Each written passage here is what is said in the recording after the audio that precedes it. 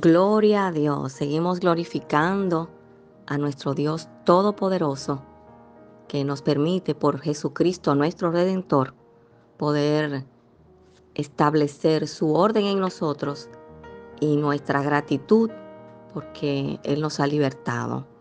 Porque el que el Hijo libertare, dice la palabra, será verdaderamente libre. Vamos a compartir en este momento el tema, la protección de Dios frente a los enemigos ocultos o manifiestos.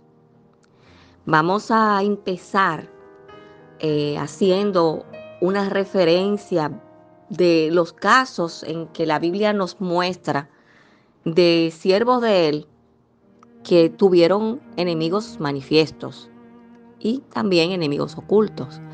Y vamos a ver el caso de Jacob con Labán, el caso de la malvada, podemos decir así, Jezabel, que era una enemiga declarada de Elías. Vamos a ver el caso de los enemigos que se levantaron contra Pablo. Pero también podemos ver en el Antiguo Testamento, retornando un poquito atrás, el Amán, enemigo de los judíos. Si pensamos que no vamos a tener enemigos, estamos siendo ilusos. Lo que sí tenemos es la cobertura del Señor y la tranquilidad de que en nosotros, unidos al Señor, no podemos estar en temor. También vemos el caso de Nehemías, que se levantaron los Sanbalá, Tobías y Sanbalá y Tobías, no importa el orden, y otros más, cuando él decidió edificar los muros. Hay una expresión que hemos escuchado muchas veces decir también que si tú quieres que tus amigos se conviertan en tus enemigos, supéralos. Hay veces que dentro de los nuestros también se suscita envidia. Es el caso que vimos de José con sus hermanos. Y son tantos temas que nosotros podemos señalar. Y cada líder que hemos analizado, que podemos analizar en la palabra, tenía un enemigo oculto, un enemigo declarado. Vemos que Moisés tuvo guerra con Amalek. David tuvo que enfrentarse a innumerables enemigos, dentro de los cuales estaba su yerno, el rey Saúl. Vemos que en la casa de Elí, Samuel era el que estaba íntegro y probablemente los hijos de Elí que se criaron junto con Samuel eran los enemigos de Samuel. Entonces, es posible que ahora mismo tú puedas identificar tus enemigos, pero hay otros que no lo vamos a identificar, que se dejan usar, porque sabemos que nuestra lucha no es contra carne ni sangre. Está muy claro que son los principados, las huestes, los gobiernos del mundo de las tinieblas que operan, pero más importante es saber que Jesucristo es nuestro Señor, que nada nos podrá tocar, que nada nos podrá dañar.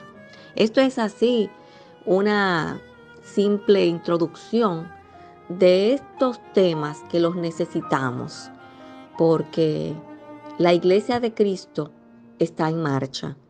La iglesia de Cristo no retrocede, porque la palabra nos dice que el que pone la mano en el arado no debe mirar atrás, no sería digno si mira atrás.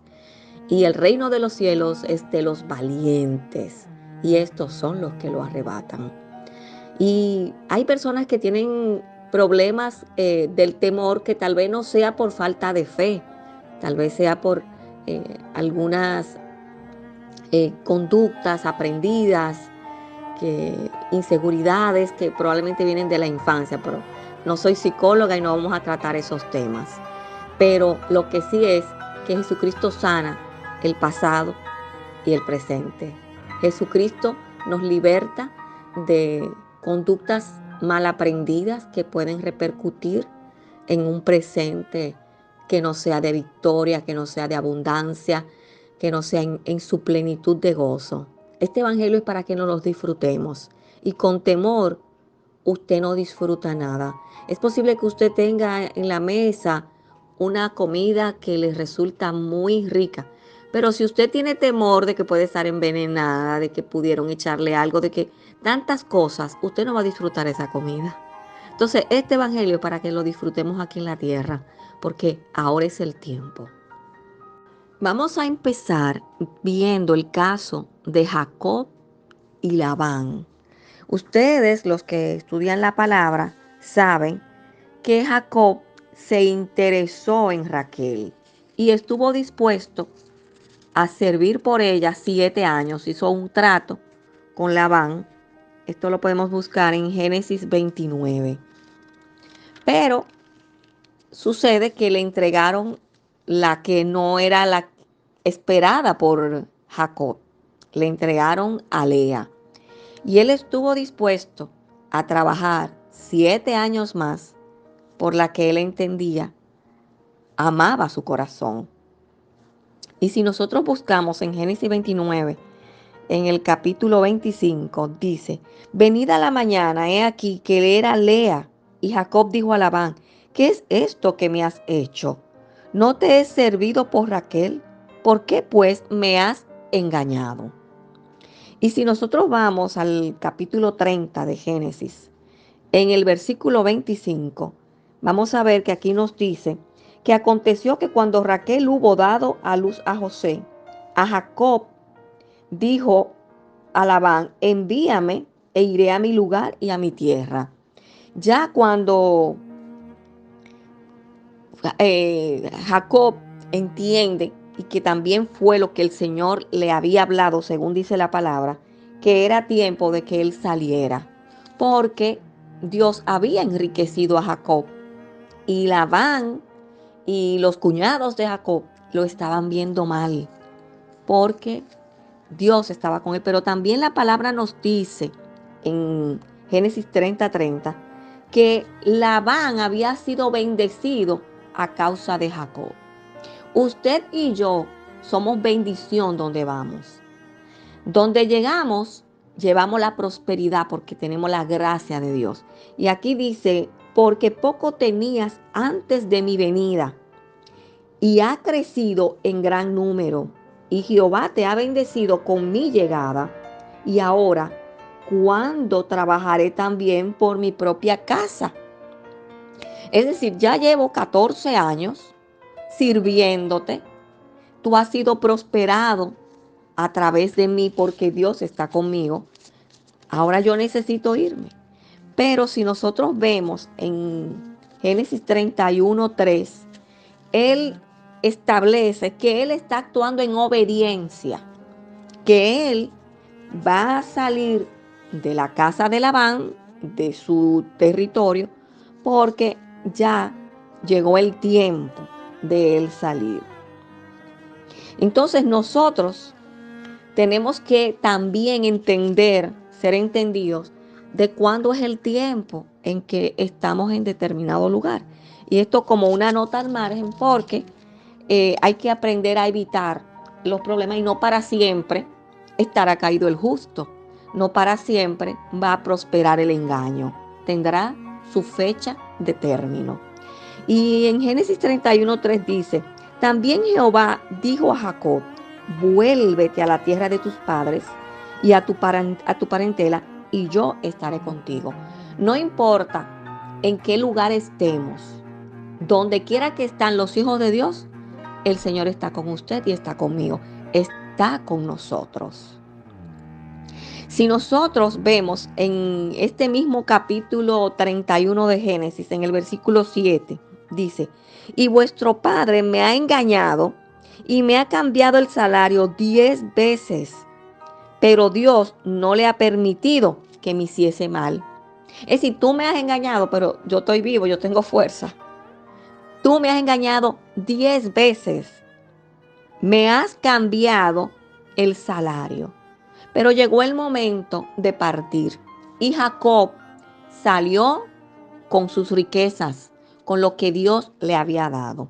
Y el tema de Jacob es un tema que se ha estudiado desde el punto de vista de la genética y de todo esto, de cómo él pudo lograr que las que eran gordas, fuertes, pudieran, en la clasificación del acuerdo que él hizo con Labán, parir y aumentar su ganado. Entonces nosotros, el Señor nos da destreza, nos da inteligencia, nos da idea de negocios. El Señor, dejándonos dirigir por Él, el Señor siempre va a prosperarnos. Vamos a hacer una pausa y continuamos. Entonces, concluyendo con Jacob y Labán. Labán, desde el principio, y eran parientes, engañó a Jacob. Pero Jacob no fue dañado. Él fue prosperado. Él obedeció. Y él pudo ver el favor de Dios en su vida. Entonces, frente a situaciones en las que usted pueda decir que lo están engañando, usted no está dispuesto a quedarse en una condición de atropello, porque tiene que llegar el momento oportuno para usted decir: yo salgo de esta sociedad, yo salgo de esta casa, porque el Señor no nos ha puesto a que nos quedemos en opresión. El pueblo de Israel estuvo en Egipto, pero salió de Egipto, porque el Señor liberta en sentido amplio. Pero vamos a ver también lo que nos dice la palabra en Proverbios 13:22. Dice: pero la riqueza del pecador está guardada para el justo. Y antes dice: el bueno dejará herederos a los hijos de sus hijos. Cuando usted tiene dinero limpio, si lo vemos en la parte financiera, ese dinero es de bendición. Y la palabra nos dice en Proverbios 22:10 que la bendición de Jehová es la que enriquece y no añade tristeza con ella. Y qué bueno que uno pueda decir: lo que tengo no es fruto de la lágrima de nadie. Lo que tengo ha sido trabajado honradamente con la bendición de Dios en cada cosa que he hecho. Dándole la gloria a Dios, dando gratitud a Dios y sabiendo que ni estamos robándole a Dios con nuestros diezmos y ofrendas, pero mucho menos estamos afectando con pesas falsas, con vender cosas que si fueran de bienes dañadas, o si estuviéramos dando un servicio, robándonos el tiempo que se nos está pagando para distraerlo en nuestro provecho de manera maliciosa. Entonces ahí no habrá prosperidad. Pero si vamos en Eclesiastés 2:26, dice: porque el hombre que le agrada a Dios le da sabiduría, ciencia y gozo. Mas al pecador da el trabajo de recoger y amontonar para darlo al que agrada a Dios. Entonces vamos a tener como meta prioritaria para generar las bendiciones agradar a Dios. Y agradamos a Dios cuando tenemos una vida de obediencia. Eso es así de sencillo. Entonces es necesario que nosotros procuremos tener sabiduría, ciencia y gozo. Eso es lo que Dios te quiere dar. Porque también ahí mismo dice que al pecador le dé el trabajo de recoger y amontonar para darlo al que le agrada a Dios. Probablemente usted le está pidiendo al Señor un terreno, una finca, una casa de campo. Y el Señor, cuando le vaya a dar esa finca, esa propiedad que usted le está orando, tal vez está llena de árboles frutales que usted no sembró. Así como cuando el Dios le prometió que irían a la tierra prometida, que fluye leche y miel, con casas ya hechas, con todas las estructuras que ellos no tendrían que hacerlas. Y así hace Dios, nos presenta las situaciones acabadas, los aguacates que usted no sembró, a comérselos a la mesa, tal vez la edificación de la casa que usted soñó, pero usted no la construyó, y así Dios le presenta. Eso es diciéndole cosas que Dios hace y que tenemos que creerla. Y que cuando uno tiene esa confianza en Dios, tiene que saber que la envidia se levanta, el odio. Por eso es que es tan importante uno gozarse en Dios, no gozarse en exhibirle al mundo. Ahí entraríamos en otro tema de ser discreto. La palabra nos dice en Proverbio que la discreción nos guardará. nos habla de la importancia del silencio y analizar que si hablamos, ¿qué estamos haciendo para afectar las emociones del otro o para sentirnos superiores? Entonces, es bueno que usted y yo nos gocemos en lo que Dios nos ha dado entre nosotros, entre Dios y yo, no para provocar la envidia o la vanidad o para sentirnos superiores. Tenemos que analizar las raíces de nuestras emociones, porque esto también es importante, que nosotros podamos agradecerle al Señor las cosas que Él ha hecho, pero no para enseñorearnos o sentirnos superiores al hermano que todavía no ha recibido una que otra bendición espiritual o material. Siguiendo con este tema de la protección de Dios frente a los enemigos ocultos o manifiestos, vamos a ver un enemigo declarado que tenía el profeta Elías. Vámonos a Primera de Reyes 19. En Primera de Reyes 19 se nos está hablando de unos profetas de Baal, que eran 450, que estaban mintiendo, estaban profetizando de que no era de parte de Dios. Y se encuentran con el profeta de Dios que le hace un desafío. Bueno, si ustedes son profetas, vamos a ver si ustedes pueden, ante el sacrificio del buey que se presentó, si ustedes pueden hacer que surja fuego. Elías dice, échele agua, hagan una zanja, y pudo establecer que el Dios verdadero es nuestro Dios, Jehová Dios. ¿Qué pasa? Que Elías, ante esta situación, dijo, agárrenlo a todos. Vamos a ver a Primera de Reyes 18:40.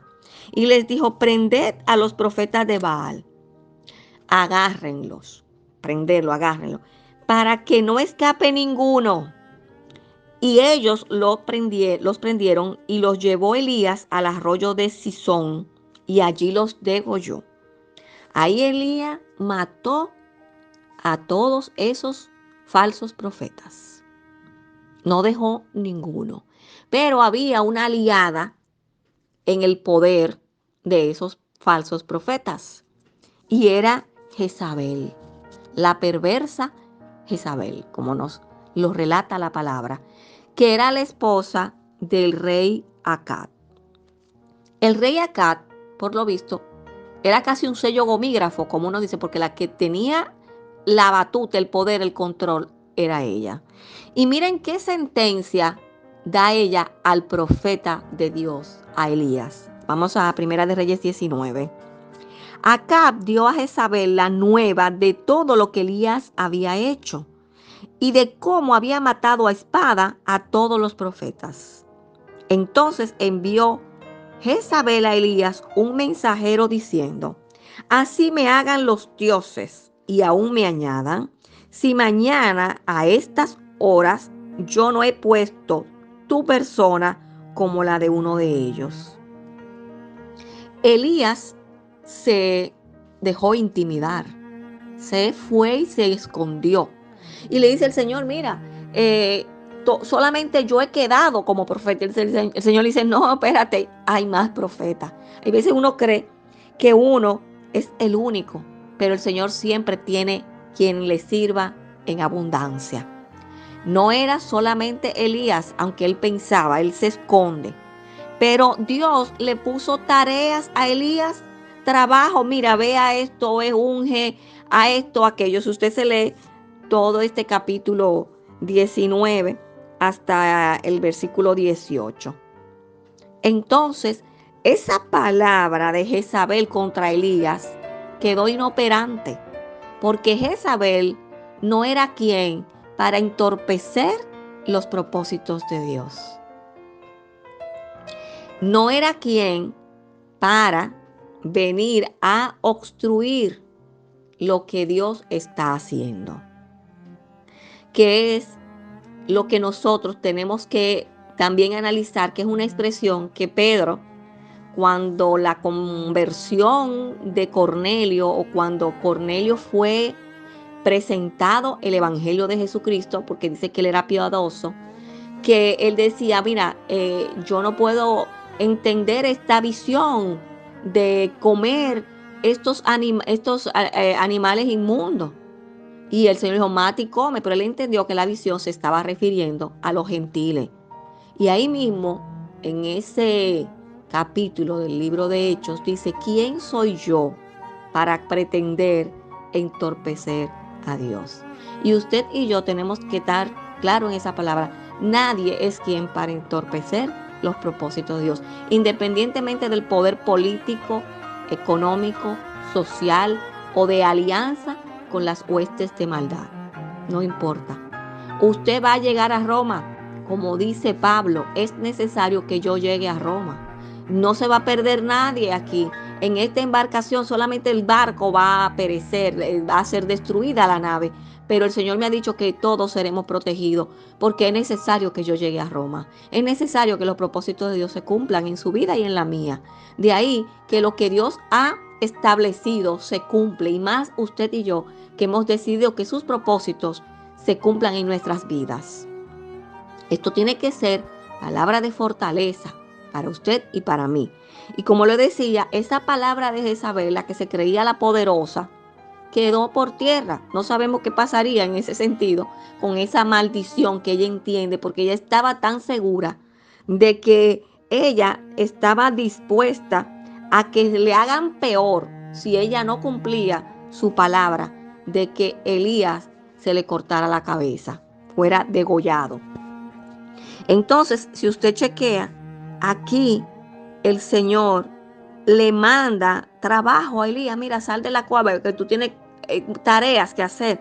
Tú tienes que ir al desierto y vas a ungir a Jezael, rey de Asiria, y vas a ungir a un profeta en tu lugar. Dice, aquí dice, y a Eliseo, hijo de Safat, de Abel Meola, ungirás para que sea profeta en tu lugar. Es decir, le dio tareas. Y ahí le sigue diciendo, y el que escapare de la espada de Hazael, Jehú lo matará, y el que escapare de la espada de Jehú, Eliseo lo matará. Es decir, que tenía asignaciones de trabajo. No era para temer ni para quedarse en la puerta de la cueva, era para salir y caminar y salir adelante. Porque con la victoria que Dios le había entregado, ¿cómo era posible que entonces ahora él se sintiera amilanado por la palabra de Jezabel? Entonces hay veces que hemos tenido muchas victorias, pero hay un pequeño detalle que nos está robando la paz. Tenemos que ver cuán grande ha sido Dios en nuestras vidas. Tenemos que decir Ebenecer, hasta aquí nos ha ayudado el Señor. Tenemos que recrearnos en todo lo que Dios ha hecho hasta hoy y seguirá haciendo, para que no andemos cabizbajo, para que no tengamos ideas negativas, porque los pensamientos que Dios tiene acerca de ti y de mí, dice su palabra que son pensamientos para bien, son pensamientos de bien. Todo va a estar bien, todo va a estar bien en el nombre de Jesús. Vámonos a otro ejemplo, a otro caso. Vámonos a el complot contra Pablo en Hechos capítulo 23. Aquí podemos ver que hubieron un grupo de 40 que dijo que no iba a comer ni a beber. Vamos a ver el versículo 12. Dice, venido el día, algunos de los judíos tramaron un complot y se juntaron bajo maldición, diciendo que no comerían ni beberían hasta que 10 hubiesen dado muerte a Pablo.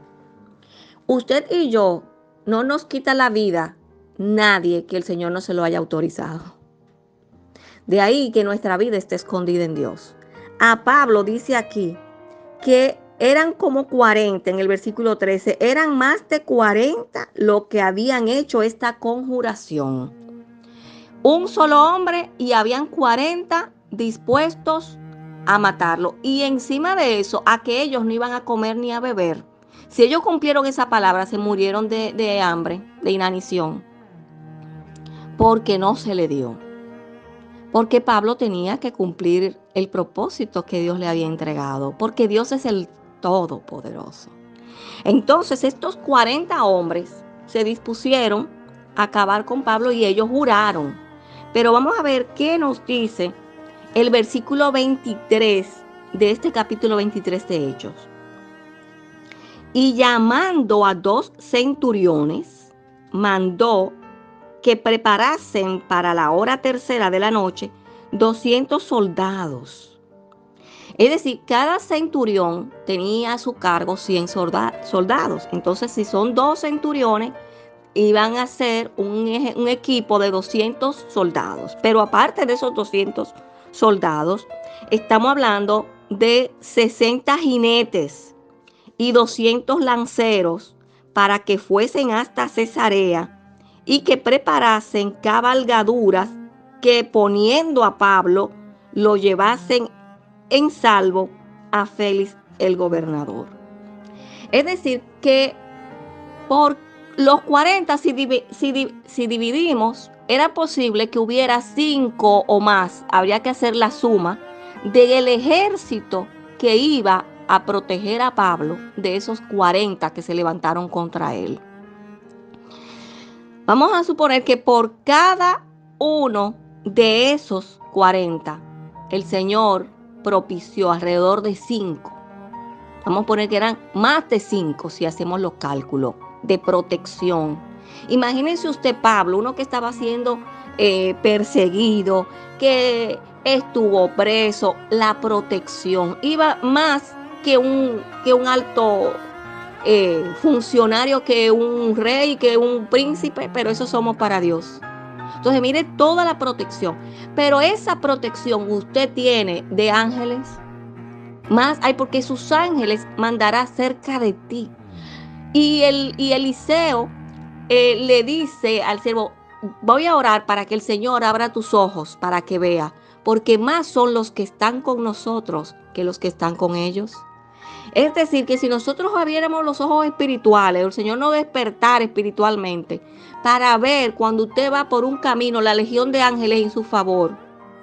Entonces tenemos que creer que los ángeles del Señor están como ministradores al servicio de los que le aman a Dios, son siervos ministradores. Entonces, aquí vemos la protección física, pero nosotros también, el Señor nos provee la protección espiritual y la física. Y aquí es un ejemplo de cómo el Señor preparó a esos soldados, a esos jinetes, a esos espaderos, creo que dice, vamos a ver, dice 70 jinetes y 200 lanceros, para proteger a Pablo. Entonces, ¿cómo vamos a tener temor ante tan magna protección del Señor? Ante lo que el Señor nos hace ver que contamos. Pero naturalmente estas cosas hay que creerlas por fe. Entonces hay una cita en Filipenses 2:16 que dice: asidos de la palabra de vida, para que en el día de Cristo yo pueda gloriarme de que no he corrido en vano, ni en vano he trabajado. Tenemos que agarrarnos de la palabra de Dios para obedecerla y sobre todo para creerle a Dios. La horca que preparó Amán para Mardoqueo fue su propia horca. Fue la que sirvió para él ser ahorcado. Porque los enemigos de los hijos de Dios, las trampas y engaños se revierten contra ellos mismos. Porque nada nos dañará. Porque el Señor ha dicho que no nos ha dado espíritu de temor, sino de poder y de dominio propio. En Primera de Timoteo podemos encontrar esta promesa. Pero, como le digo, si usted cree que usted es débil, que si usted cree que usted es comida para los perros, si usted cree que usted no tiene la protección de Dios, no podemos decirle nada más porque usted no está creyendo la palabra. Usted no está creyendo la promesa de Dios. Y esta promesa son fieles y verdaderas porque lo ha dicho Dios. Y como usted sabe, sabemos que tendremos enemigos, porque ya le hice una lista de enemigos. Es posible que usted tenga actualmente enemigos, pero hoy el Señor le dice que no tema frente a ellos. Ahora, agarrémonos de la palabra, amemos a nuestros enemigos, no paguemos mal por mal. La venganza no es nuestra, del Señor es la venganza. Ahora, yo sé en quién he creído y poderoso es Dios para librarme. No significa que voy a ser imprudente, porque a prudencia nos ha llamado el Señor. Pero dentro de esa prudencia que nos corresponde, esa sobriedad, el Señor nos ha dicho, mira que te mando a que te esfuerces, a que seas valiente, a que seas muy valiente, porque el Señor estará con nosotros. Éxodo 14:14 dice, está tranquilo que yo pelearé por vosotros. La protección de Dios es para todos los días hasta el fin. Y como ustedes saben que nos dice en Efesios 6, a partir del versículo 10, tenemos que ponernos esa armadura de Dios, porque no podemos salir a enfrentarnos desarmados. Tenemos una vestimenta espiritual que nos dice vestíos de la armadura de Dios para que podáis estar firmes contra las acechanzas del diablo. Porque no tenemos lucha contra sangre y carne, sino contra principados, contra potestades, contra los gobernadores de las tinieblas de este siglo, contra huestes espirituales de maldad en las regiones celestes. Con esto te quiero decir que los enemigos visibles o invisibles que tú tengas no son imaginarios, son reales. Pero ante todo esto, guardados en Dios, redimidos por la sangre de Cristo, en obediencia, nada nos podrá dañar, porque como vemos en el libro de Job, Dios ha puesto un cerco alrededor de tu vida y de mi vida, donde nada podrá brincar ese cerco para hacernos daño, a menos que Dios lo permita con un propósito que es exhibir nuestra justicia, como fuera el caso de Job. Así que, hermana, hermano que me estás escuchando, caminemos a paso de vencedores, puestos nuestros pies sobre la roca que representa a Cristo, el que no se mueve, que no tiene sombra de variación, el que no cambia. Tengamos la convicción de que Dios está con usted y conmigo como poderoso gigante, que no importa que el vecino, que el fulano, que mengano hagan hechicerías, que sean de alto rango en el mundo de las tinieblas, usted y yo somos de alto rango en la gracia y el favor de Dios, y los ángeles del Señor siempre están a la disposición de proteger a sus hijos, a los que somos del Señor, a este pueblo de Dios. Finalmente, tengamos la convicción de que fiel es el que lo ha prometido, y que como nosotros vamos a pretender alcanzar a otros que están perdidos sin esperanza, si le llevamos un evangelio de debilidad, un evangelio de turbación, un evangelio de inseguridad. Nosotros tenemos la verdad. Jesucristo es la verdad, Él es el camino. Él dio su vida en su condición humana, pero Él es la vida. Dios nunca pierde la vida porque Él es la vida. Él es el todopoderoso reina. Así que en el nombre de Jesucristo, reprendemos todos esos Tobías y Sanbalat. Reprendemos todas esas Jezabel que se levantan. Reprendemos todos esos Amán. Reprendemos todos esos que nos maldicen, porque no prosperarán ninguno de esos palabras maledicentes, porque hemos sido bendecidos. Somos bendición. El Señor nos ha hecho bendición en Jesucristo. Y lo que Dios ha dicho que es bendito, nadie tiene autoridad para maldecirlo. Así que gocémonos y alegrémonos en este día, porque vamos a seguir como Nehemías edificando los muros. Vamos a seguir protegiéndonos. Vamos a seguir guardados en Dios. Vamos a estar convencidos de que llegaremos a Roma, porque ahí ha mandado Dios a Pablo y el Señor nos ha mandado a cumplir un propósito. No nos vamos a devolver, porque el que pone la mano en el arado y mira atrás no es digno de él. No vamos a temerle a la enfermedad, no vamos a temerle a las acechanzas de los que creen tienen poder. Vamos a creerle a Dios, porque ahí está nuestra responsabilidad y nuestro testimonio comprometido. Que Dios te bendiga en abundancia, que la paz y la gracia del Señor sea contigo. Y el pueblo de Dios dice, amén, así sea.